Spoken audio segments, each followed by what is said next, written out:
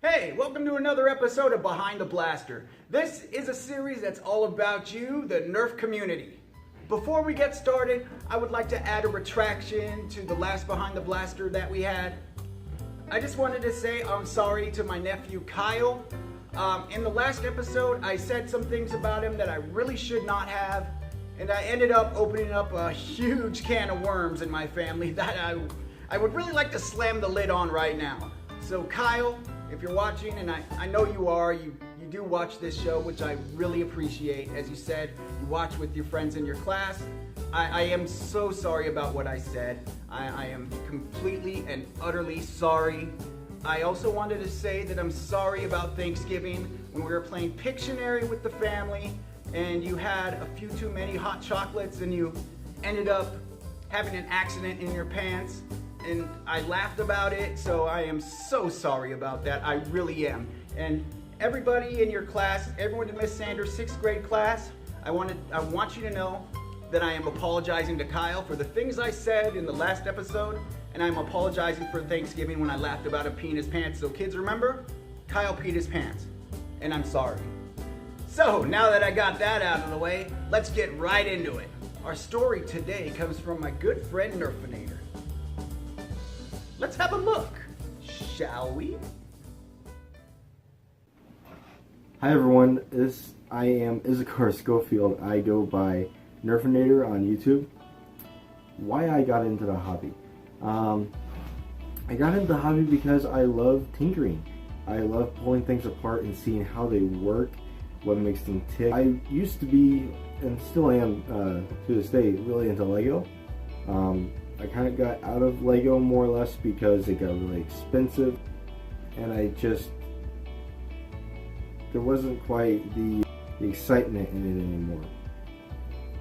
But Nerf was different because you can take a Nerf blaster and you can cut it and grind it and paste it and paint it and turn it into something totally different than it originally was. You can pull the guts out and put something totally different inside. It's something absolutely incredible that draws people with an engineering mind to it. It's kind of hard to explain, really.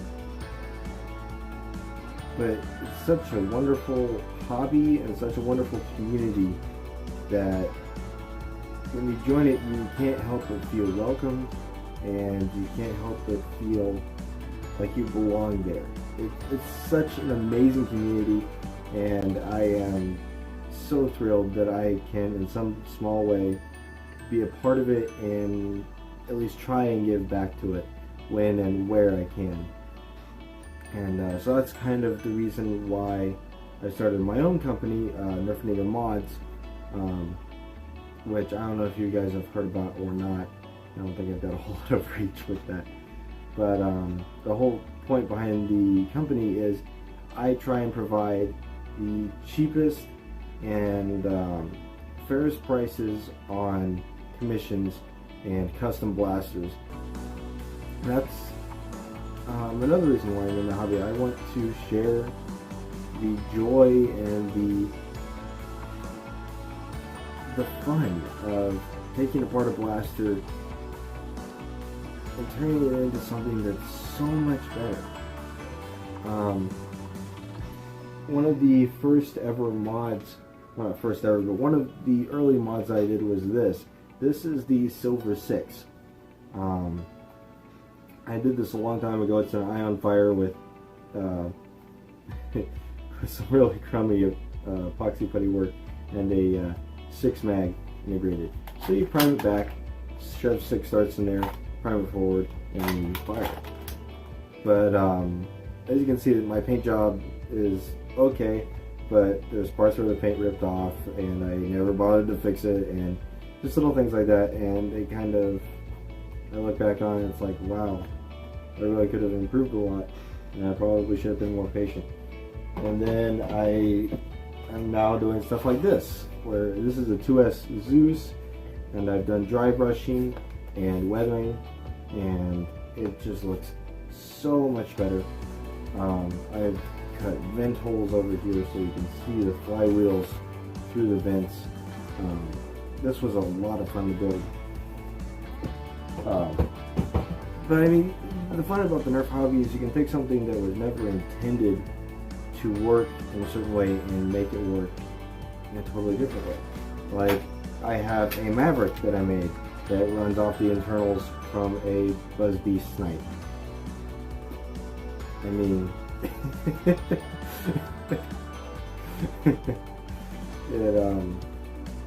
yeah, you just pump it up.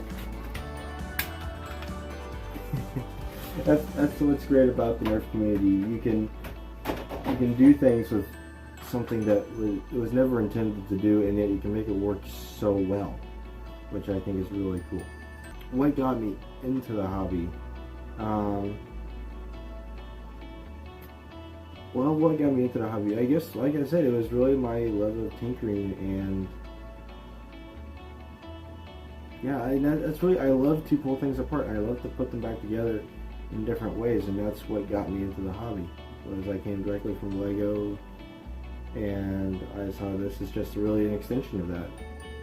I would really like to inspire, I would really like my work to inspire younger modders to go out and get into the hobby and to try new things and to test their limits and push the limits of the hobby. And that's how we get people like Captain Slug and Project FDL and just phenomenal things. Foam Blast, Containment Crew, Out of Darts, people who push the envelope of what our hobby is capable of and what we can do as a hobby to push that envelope. So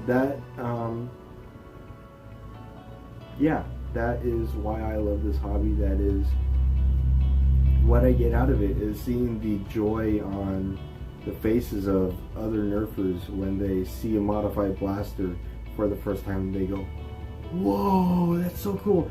And just seeing their faces light up, and they ask questions about how you do certain things, and as you explain it to them, you can just see the gears turning in the back of their mind, thinking, I could do this, I could do that, and I could improve on this. And that is the cool thing to see in the next generation of Nerfers, is to see those gears turning, is to see the ideas coming into their minds. And the cool thing about Nerf is there is no dumb idea. You can take an idea, no matter how ludicrous, make something incredible out of it. The hobby is growing at such an exponential rate, and in the last couple of years we have seen such an explosion of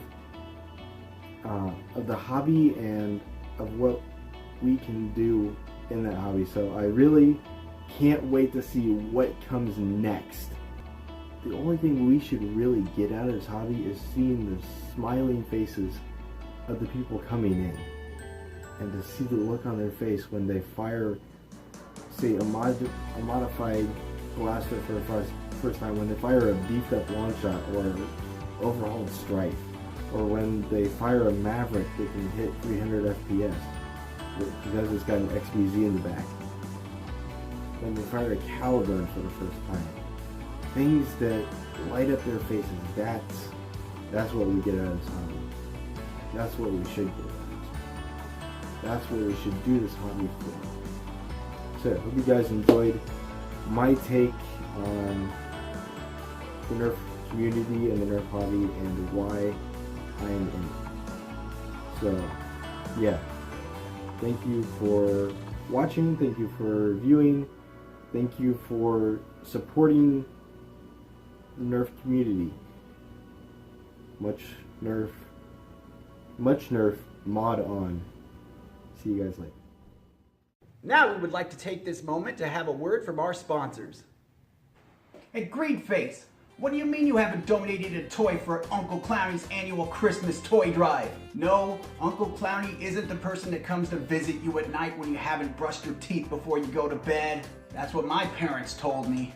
All you have to do is buy a brand new toy, Take a picture of yourself donating it to the local charity bin, a church, or any other donation center that you could find. Then send that picture to ClownieNerf via the links that I'm putting down below here. And once you do that, you'll be entered for a chance to win a brand new Infinite, or some other prizes that some of the people in the Nerf online community have donated. Each donation is another entry into the drawing, so the more you donate, the more chances you get to win something. So donate as many as you can to better your odds. I've donated one already, but I'm gonna donate this one too, because I wanna win. And I know donating is its own reward, but still, I like other rewards too. So I'm gonna go donate this, and you guys go donate some yourselves, and I'll see you next time. And we're back to a Behind the Blaster Christmas. I want to thank you guys for sticking with us today and watching NERFANATER's story. And if you submitted a video for Behind the Blaster and you haven't seen it appear on a show yet, keep in mind that I have a few submissions and I only do this every 1 or 2 weeks. So it will end up on the series. It just hasn't ended up on here yet, but it doesn't mean that it's not going to show up. Believe me, I need all the content I can get. So it will show up, I just don't know when. And if you would like your story to show up on Behind the Blaster, watch the very first episode for instructions, because I don't feel like saying it every single time. Watch the first episode for instructions, and you will get them. So thank you so much for watching, and I will see you next time. Why isn't there nothing for me?